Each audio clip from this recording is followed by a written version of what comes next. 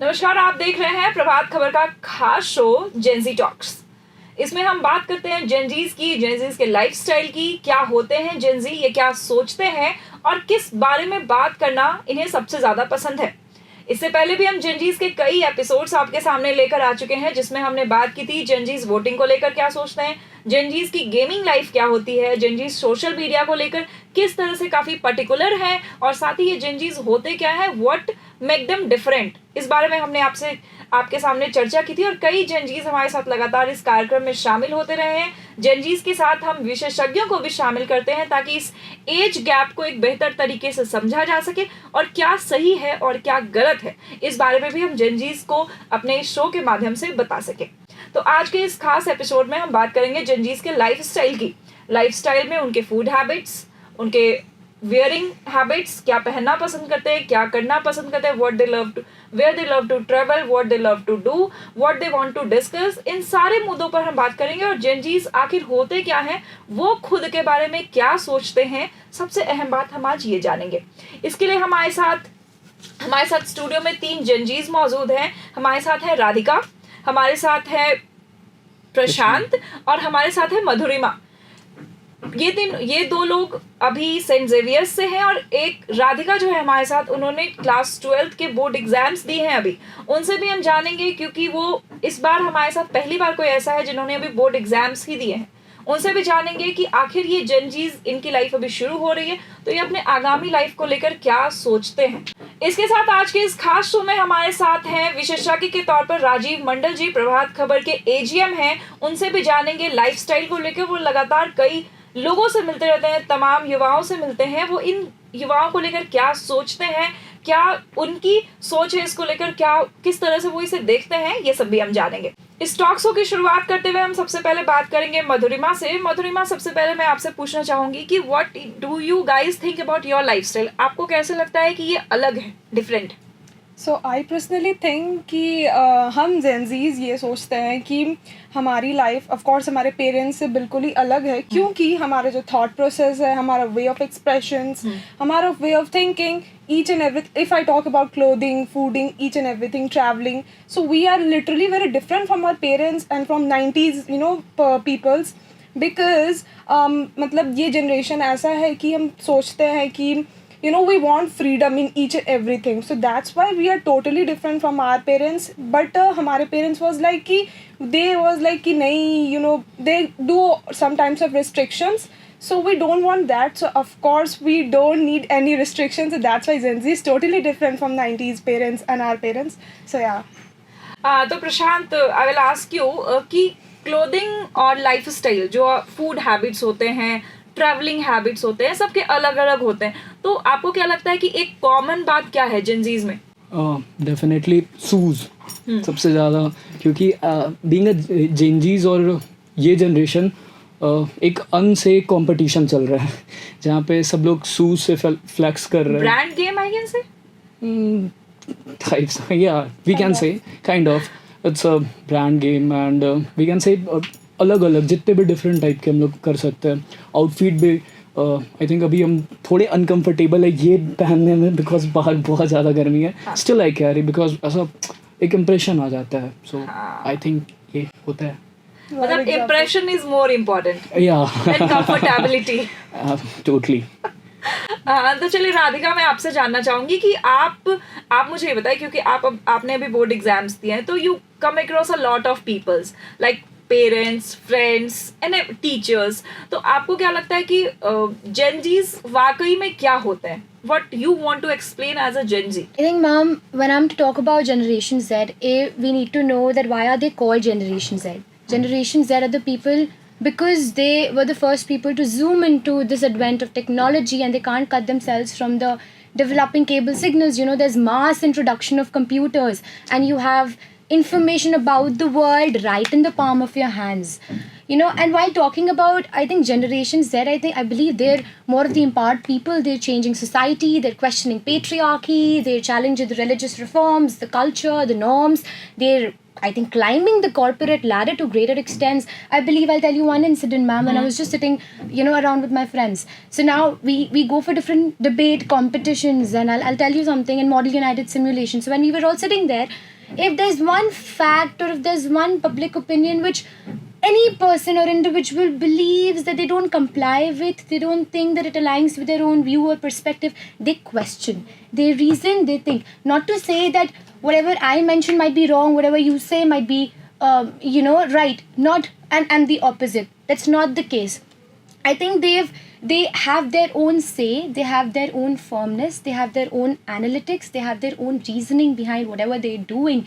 They're more of activists and they're more of navigators rather than people whom you can simply impose on. And when you don't impose and when you don't comply with something, you're called as rebels, So, talking about the very fact, guys, the fact that, Bill Gates at the time, when I'm talking about, really long time back, Microsoft wouldn't exist if Bill Gates had not gone to the very school, Lakeside School outside Seattle, which only had access to computer at that time. That was his luck.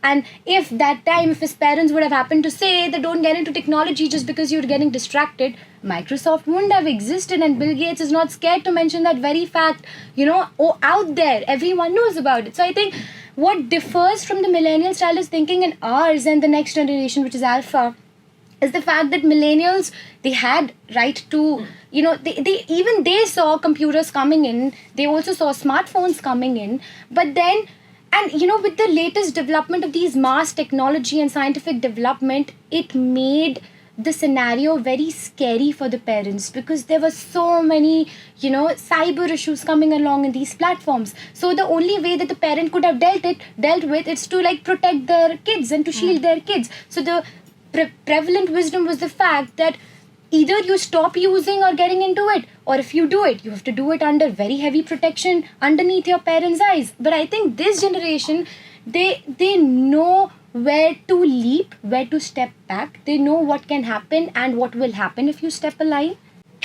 Radhika, अगर मैं आपकी बात को कहूँ तो sir इनका सीधा सीधा कहना है कि हम करते हैं जो हम करना चाहे वो हम करते हैं, and we know where to prevent our self from. तो हम जानते हैं ये चीज़ें कैसे, और अगर हम नई चीज़ों को नहीं करेंगे तो हाउ कैन वी इन्वेंट. क्योंकि हमारे समाज में बहुत पुराने वक्त से ये चला आ रहा है, अगर कुछ किसी चीज़ में रिस्क है तो वो करो ही मत. तो ये सारी चीज़ें हैं जिसपे जेनजीज बिल्कुल ही ताला लगा रहे हैं, बिल्कुल नहीं. There is a big no. Yeah but जैसे तीनों ने अपने बातों को रखा, जैसे आपने रखा कि लाइक यू वांट फ्रीडम, आपने रखा basically brand and like you want to show off. Radhika ने चीज़ों को बहुत तरीके से रखा, बट सभी बातों में ये चीज़ निकल कर आती है कि with that you have to keep a responsibility with all things. Like you people are born with like computer age, yeah? You are born in the computer age, but see your parents. If you see your parents at home, they have gone through it. They have also seen the radio, you can say, then television, then computer now, and further also. So they have gone through, they have experienced it, and that's why they want to safeguard you people. So I think main problem is like we need to communicate with each other, and communication आपको इन सब चीज़ों से I think जो problems आप बता रहे हो उससे बाहर निकाल के सॉल्यूशन की ओर ले जाएगा शायद. आप अगर अपने पेरेंट्स की बात जैसे करते हो, अगर आप उनको एक्सप्रेस करोगे कि yeah I know this, like अगर कंप्यूटर में जैसे राधिका ने कहा कि उसमें भी नेगेटिव एंड पॉजिटिव है, you know that, and if you convey your parents कि yeah I know that, like I have a responsibility, I think they will understand. Absolutely, sir. So I think you will agree with that. Definitely. मतलब बात करना ही सबसे बड़ा solution है. हम ये कह सकते हैं कि if we talk about anything, any stuffs in the world, they will understand. And can I add one thing more? हाँ. I think it's the way you communicate things. Very You know, you also have to keep a watch in your tone. Many of the people that I've seen, ultimately at the end of the day, you have to realize they're your parents, and they have gray hairs for a reason, man. They have had so much greater experiences than you stand it today. If they're saying no for something, you put in your word, but at the end of the day, if it still doesn't fit in their mind, probably that you might be going haywire somewhere. You still sit, you introspect, you rationalize the facts again, and if still it doesn't fit in there, you sort it out. But I think majorly it's the tone and the way you communicate with your parents. If you already are very strict and rigid and not giving them a room to be flexible, you're just telling them that, you know, I'm going to go there, but not leaving a room that should I go there. So that makes a little bit of space you to explore that flexibility, which also delivers, you know, the fact that parent, that, you know, that she's not absolutely adamant about it, but she is agreeing to take in my point, which makes it, I think, a big difference. Okay, Prashant, you tell me, what the Gen Zs, how Gen Zs create difference between being adamant and creating a room. सीधी सी बात है कि जैसा अभी राधिका ने बताया कि we are not just, they are just got rigid कि नहीं मुझे ये करना ही है.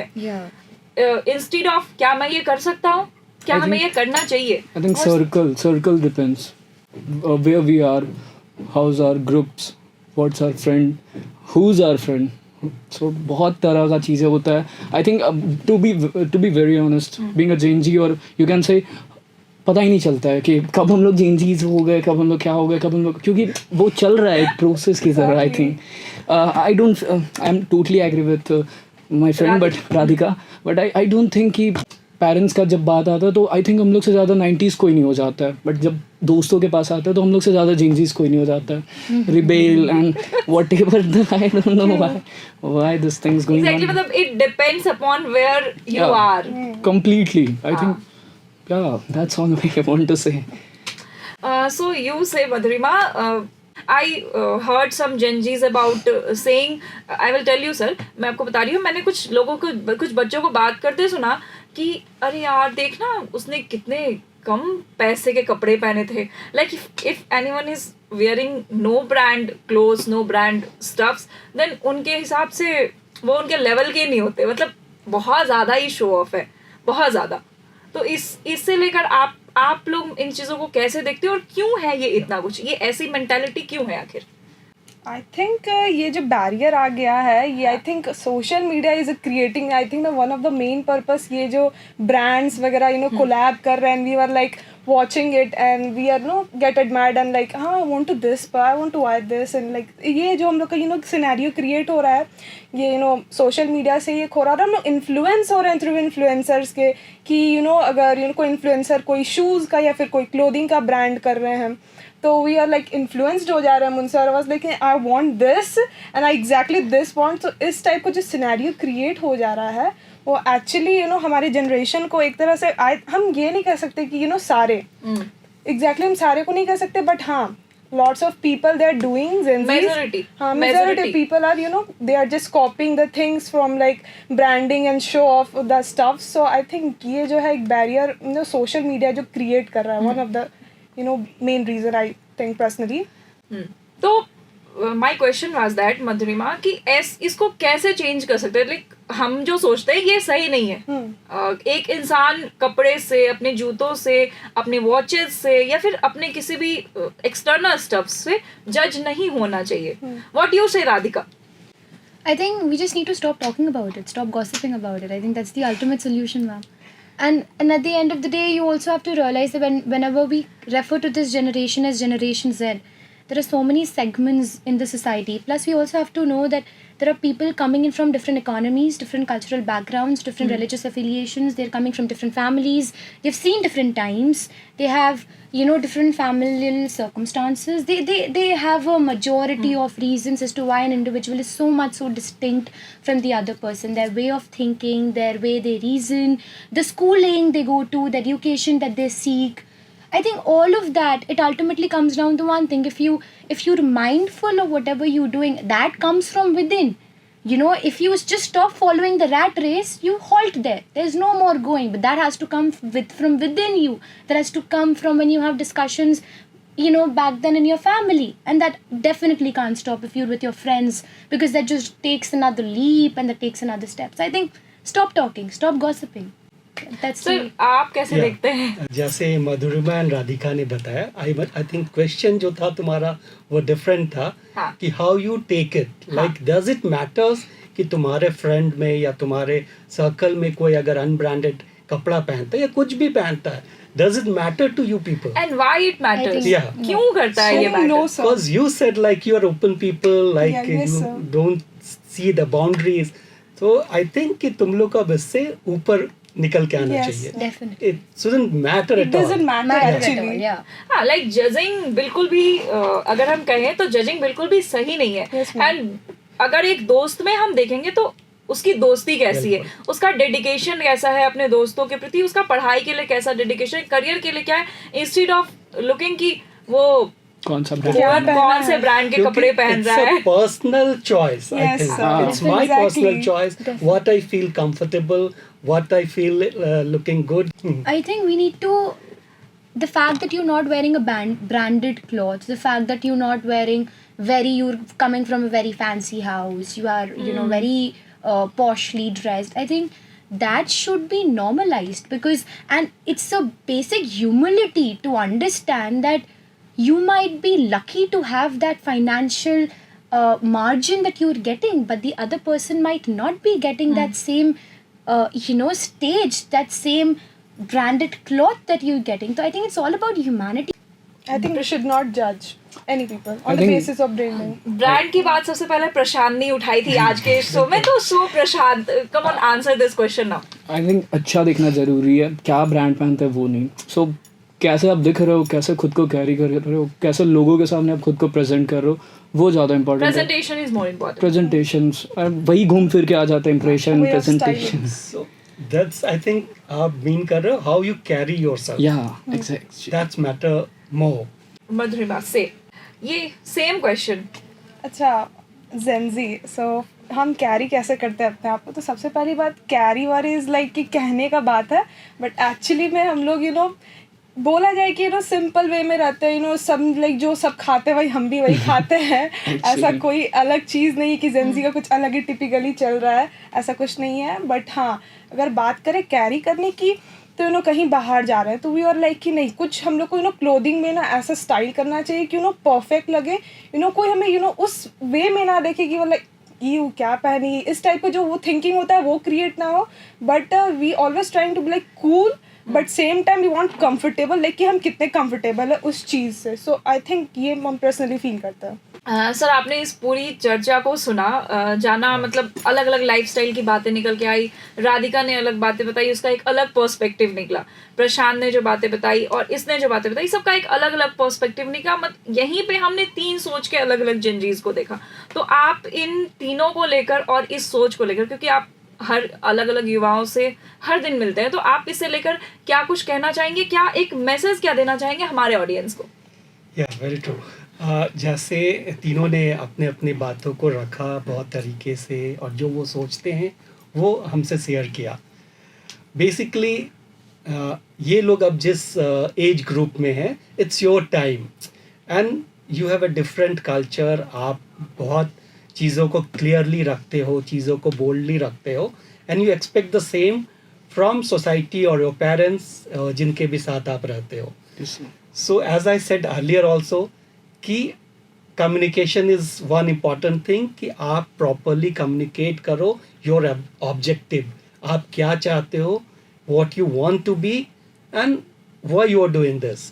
So अगर ये communication properly करेंगे हम लोग, तो most of the जो conflict होता है ना, like जो आपकी बातों से निकला कि what you expect from your parents or seniors, तो जो कॉन्फ्लिक्ट दिखता है वो बहुत हद तक रेक्टिफाई हो जाएगा. आई थिंक तो वो कम्युनिकेशन ज़रूरी है.